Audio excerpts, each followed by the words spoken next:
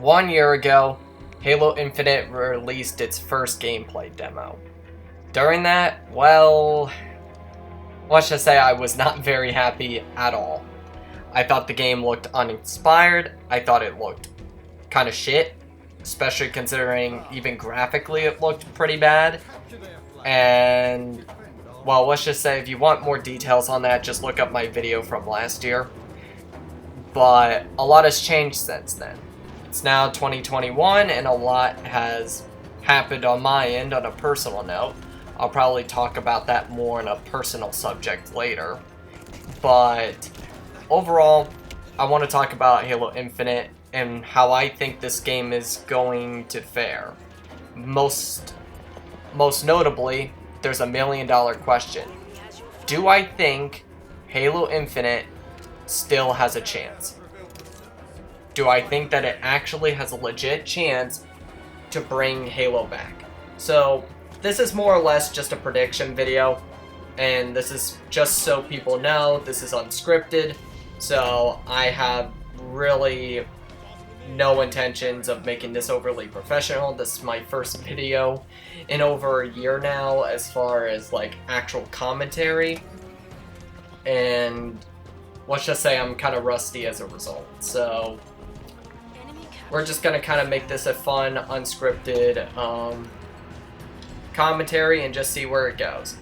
So the first question I guess that would be asked is what's changed since last year as far as my concerns and what has stayed the same. So let's start with the things that they changed from last year. Well, let's just start with the most obvious one. The graphics are a lot better this year than they were last year. Back in 2020, when the demo first came out, I pretty much said that Infinite looked pretty fucking bad. I mean, it's not the worst game I ever saw, but for a 2020 next-gen console game, and when I'm comparing it to the likes of Battlefront 2, or Insurgent, or even the newer Call of Duties, it looked very uninspired and pretty much looked like technologically they just weren't taking advantage of the technology and that it almost came across as lazy. I can thankfully say that is not the case this year. Thankfully, that extra year through the delay really did pay off as far as the graphics are concerned. The game looks a lot better, the texture quality is really good, most of the lighting is fixed. I think really my only complaint with the graphics still is I think they could possibly improve the textures a little bit more, but that's a very minor thing compared to, you know, all the complaints I had last year. On top of that, the art style looks really good, which was actually one of the few things I complimented about last year, was that the art style still looks really good. It's a nice blend between classic Halo and what 343 did with their Halo games. And I feel like, even though it's not perfect, I feel like it's the closest we have so far gotten, and honestly probably will get, as far as getting a good blend between the classic look and the modern 343 Halo look. So I think generally speaking, graphics and art style are still really good, sound design's pretty good. So that's one aspect that I think this game's improved a lot on.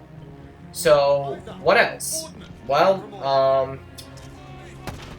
after seeing the multiplayer footage, it seems like, again, may not be 100%, but it seems like they're finally starting to get what makes Halo operate the way it does in multiplayer. A concern I had with last year was the idea of the core mechanics taking this middle ground option, and that they were just doing it for the sake of it, and that it wasn't going to properly capitalize on either side. I am happy to say that that has changed as far as my opinion. My opinion has overall changed since then.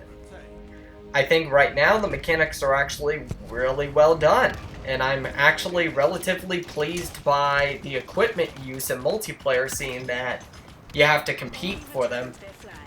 And on top of that, even some of the enhanced mobility mechanics in Halo 5 are coming back, with the only difference being now, instead of them being attached to the player, there are pieces of equipment that you can pick up. I actually think that's genuinely a really good idea and adds a lot to the sandbox. Something that last year really worried me. So that's generally an improvement. I like the new weapon mechanics. So far, the customization looks really good, and I'm very pleased by seeing what 343 has done with how customization has really been emphasized to a high degree. Probably the highest amount it's been since probably Halo Reach, honestly. And it's crazy how 343's really gotten this act together as far as getting the core mechanics right and really emphasizing the immersion of the game with things such as giving the team players personalized looks that carry over into multiplayer now, which is kind of a double-edged sword, which I'll get into in the negative side. So that's one thing. The fact that they have the new training zone, they're now adding AI into, you know, custom multiplayer type stuff, which means it's heavily implied they're going to be in Forge. And genuinely speaking, it seems like 343's definitely gotten their priorities a lot better since last year. I mean, hell, this is something they probably could have had in store the whole time, and I just didn't know about it. So, in that sense, all I gotta say is, good job, 343. However, this is where we get into negatives. So, a lot of my concerns related to the beta still, or not the beta, a lot of my concerns since the demo still exist in some capacity. And one thing I predicted within the free-to-play model from last year, when that first got announced, was that I thought that was going to inevitably lead to two things: a battle pass and cut content. And, well, both of my predictions were correct. Now, something I do gotta commend the battle pass side of it for is, even though it does exist and that does kind of upset me a little bit, 343 does negate it slightly by at least doing the same model that Master Chief Collection did, where basically, once when a new season comes out, yes, you gotta purchase the battle pass, but as soon as you do it, it's yours to keep. No one takes it away from you, there's no time limit, none of that. And on top of that, when a new season comes out, you can buy the previous season battle pass. So I genuinely like this because it pretty much makes it where you just hop on the game and play it whenever you want. You don't have to feel like you're being held hostage to play the game, which is kind of the feeling I get with a lot of traditional battle royales, hence a reason why I don't play them that often and pretty much never really make a YouTube video on them. I think the only YouTube video I ever made on a battle royale was always, I think it was just one video about Apex Legends, and that was it. So that's the first side of it, which I think is genuinely a lot better. The second side is the cut content, which, fortunately, much to my regret, it seems like that prediction has come to pass. It would seem that both co-op in campaign and Forge are not going to be coming with the game at launch. Instead, they're going to be in post-content DLC or, you know, free updates for the seasons. And this was announced about, I think it was like 2 months ago. And unfortunately, to me, that's a really big issue, because it just feels like, you know, a lot of this game does a lot of genuine good stuff that I'm happy about. The progression's a lot better than previous 343 games did, probably since Halo 4. It's a lot better graphically, its mechanics look really nice, even if a little basic, but, you know, not a big deal. And, you know, the vehicles look nice, the maps look pretty good for the most part. There is one I'm kind of like, what the hell about? Looks like a freaking Modern Warfare map, but, you know, that's negatable. So, And that's what upsets me, is so much of this game they're getting right, but there's just that feeling in the back of my mind that I can't shake off, that a lot of the mistakes they're making now seem just to be like Halo 5 repeating itself. Between a lot of the story retcons that the campaign's more than likely going to face and seems heavily implied, and as well as the cut content in multiplayer, where once again they're not launching with Forge. And I'm like, and people say, you know, what's the big deal? It's just Forge, it's just building. You know, if you just want to build shit, go play Minecraft. But the point about Forge is that it's not just about people that like building things, it's that it really emphasizes things for the community that are really big, because a lot of the crazy custom game in Forge options or custom game options that encourage community interaction, a lot of that is made possible through Forge. In fact, I pretty much would say at this point in time, 90% of it is made possible through Forge. And so now to see that the game's not launching with it yet again, I feel like it's really going to hinder community interaction. And you kind of get the same mindset where, yet again, they're not launching with it. And honestly, it's probably not even going to be in the game at all. But I know for a fact they're not launching with things like playable elites or anything like that either, even though that's been heavily requested since Halo 4. And it just seems like they're kind of shooting themselves in the foot with community interaction, which in my opinion is a shame when this game is actually seeming like it has a lot of potential to build a really big and interactable community through things like the free-to-play model and the emphasis of really making your spawn your own, which is, again, something Halo hasn't really emphasized since probably Halo Reach. And they're doing that yet again, which is really nice. And you have all these things with the multiplayer where it operates well, and while its core mechanics may not be exactly where I want it to be, and a lot of classic Halo fans like myself still think Halo would be better off without a lot of the enhanced mobility mechanics like sprint, slide, and clamber, all that. But the thing is that in the context of Halo Infinite, at least it's kind of like, it's a start of going back to that classic approach, which is why, even though we're not personal fans of it, I think it would be accurate to say that most of us can tolerate it in here. I mean, at the end of the day, yeah, sprint, slide, clamber, they're in here. Do I think Halo would be better without them? Yes, but does it completely ruin the game in this context? And in my opinion, no. I think the game still mechanically can operate well, even if it's a little bare bones, in my opinion, like in the sense of I feel like it's a little bit too much like other games with its core mechanics. But again, I think if there's enough content and enough in the sandbox, that can be made up for.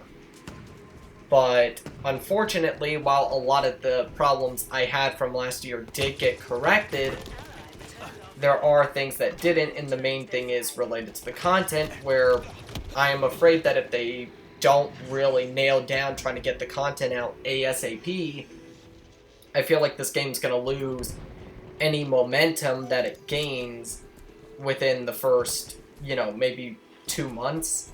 I think it's going to lose its momentum really quickly if it doesn't get this content out, and if the 343 doesn't listen that well to the community feedback.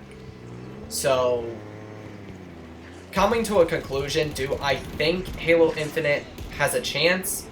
Yes, I think it has a chance. In fact, I would actually say now, after seeing everything put together and seeing the shift in priorities, it has a much greater chance of success than probably Halo 4 and 5 did.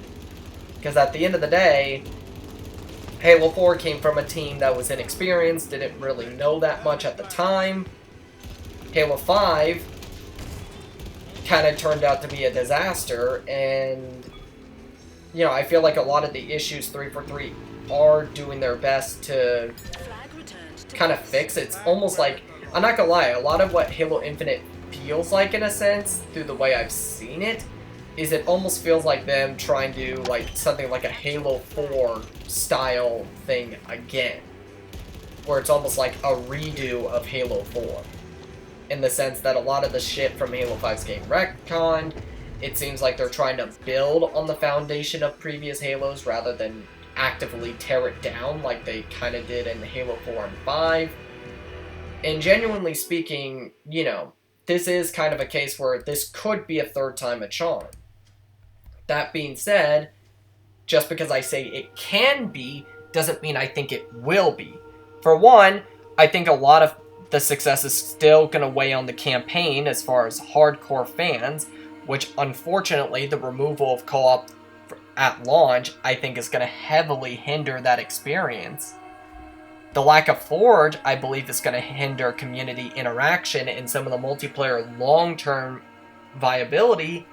And while I appreciate what 343 has done with how it handles its Battle Pass system, I do hope it doesn't, like, infest every area of the game where that's the only way you can unlock cosmetics. I mean, 343 did say that there are some armors you can unlock through challenge systems, and I do hope that they really emphasize that. You know, regardless if you bought the Battle Pass or not, I hope they do have armor sets for those that can't really afford to spend on Battle Passes for that. And I genuinely hope that they can do that so that, you know, so that the game can pick up some good momentum and, you know, basically get a lot of people to really get into it without feeling like they have to overcommit. So that's kind of about it. I think I'm probably going to make more videos pertaining to Infinite in the future, where I'll probably get into discussion of more specific things, such as campaign predictions, or, you know, breaking down some of the multiplayer aspects in more detail, things such as the destructible vehicles, like, you know, vehicle stuff like tires blowing off, and some of the new vehicles they're adding in, new weapons, stuff like that. But generally speaking, I feel like that deserves its own video instead of being covered here, especially with this being a very unscripted video, and honestly, I won't lie, it's probably a bit shitty. I won't lie. But this is just kind of to get used to the swing of things, and just so people will know that, you know, I'm back trying to do some videos again. I mean, it's been a little bit hard because of COVID and college and everything else, but I'm going to be trying a lot harder now to get videos out there, because genuinely speaking, that's what, you know, the followers of my channel, my subscribers, deserve. You guys have stuck with me for, at this point, over 6 years, which is kind of crazy to me, that it's been like 6 years now.